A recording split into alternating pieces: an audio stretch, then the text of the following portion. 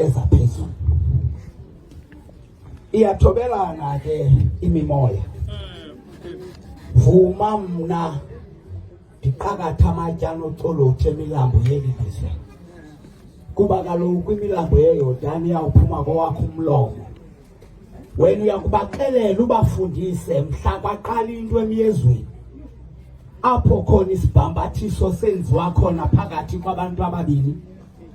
Ngathi ndiyayibona leyo mini indoda ikakazwa inikwa into isothulwe emthini.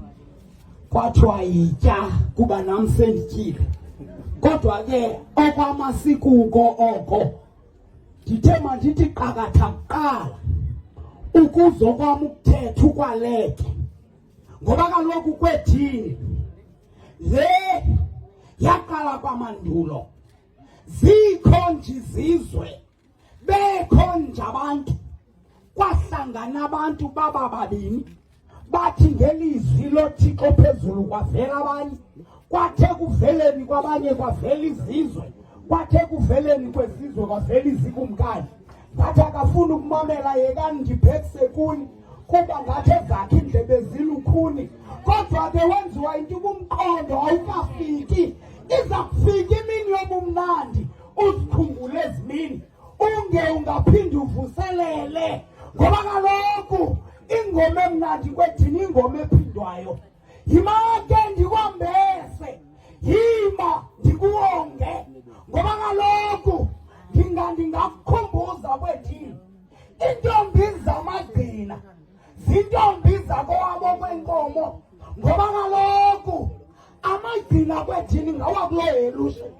Ohelushe ke kwethina silo hashi, yinkomo ekhonjwa ngombala, yinkomo ephuma phakathi kwenkomo ezinco, yinkomo ephuma phakathi kwenkomo ezinkole, yinkomo ephuma phakathi kwenkomo ezincokazi.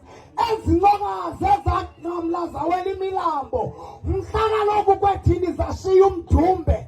Apho khona kwethini uThopho wazingela indlela phambi kwenzwane. Kwavuleka wanyathela wawela imilambo. Wawuma ngexhokonqa. Akuma kwethini ngexhokonqa.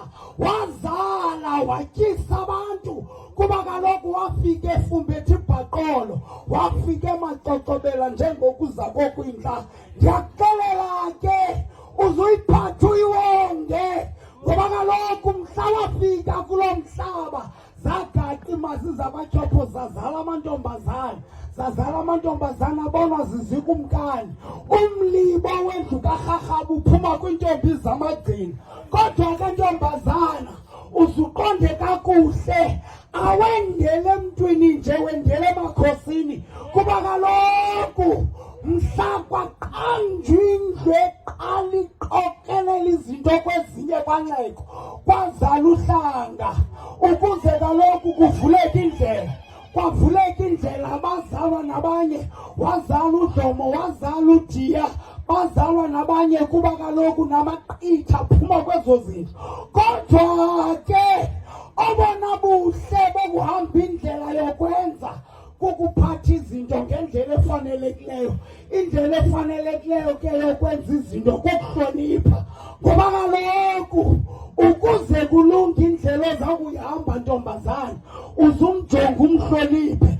Kodwa izinwe nokufudumala kwezandla uzuzinika bakowabo. Ngoba kaloku ukhuselo loyakho intlalo ekwendeni lusemadodakazini nakoonyoko zayo. Ungenzanga njalo ukubhudile ukwenza. Ngoba kaloku ukunqwanqwada kwendoda kukuxelela izinto ngunina.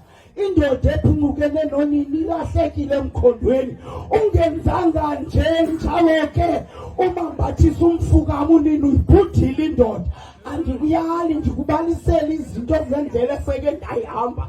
Bendingazanga kuthetha nto bendizokudingolweni bethu.